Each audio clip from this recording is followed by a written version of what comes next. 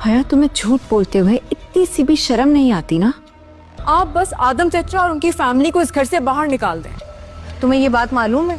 तुमने मेरा साथ दिया, मुझ पे भरोसा किया, एतमाद किया। मैं एक बात याद रखना, मैं तुम्हें इस घर के साथ मजीद खिलवाड़ नहीं करने दूंगी। आदम भाई इस घर में आधी विरासत के हिस्सेदार हैं। मैं जिंदगी भर ये बात नहीं भुला सकती। तुमने मेरी बात सुनी जब किसी ने भी नहीं सुनी।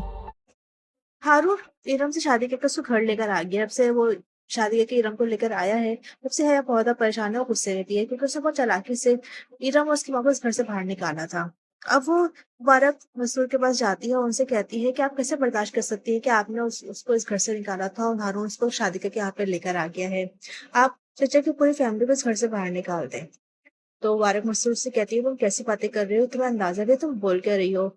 या तो पता नहीं कि वो तो इस आधी विरासत के हकदार हैं, और मैं कैसे उनको इस घर से बाहर निकाल सकती हूँ? ये सुनकर तो हया और भी ज्यादा परेशान हो जाती है कि अब वो क्या करे। दूसरी जानिब इरम मुस्तकिल हया पर नजर रखे हुए है, और जब वो हया से मिलती है तो उसे कहती है, तुम्हें झूठ बोलने में बिल्कुल भी शर्म नहीं आती, और अब तुम याद रखना कि मैं तुम्हारे को मजीद इस घर से खिलवाड़ करने की इजाजत नहीं दूंगी। मैं तुम्हें मुस्तकिल देख रही हूँ कि तुम क्या कर रही हो। दूसरी तरफ वो साइमा उसके शौहर से भी बात कर रही है, उनके प्रॉब्लम को हल करने की कोशिश कर रही है।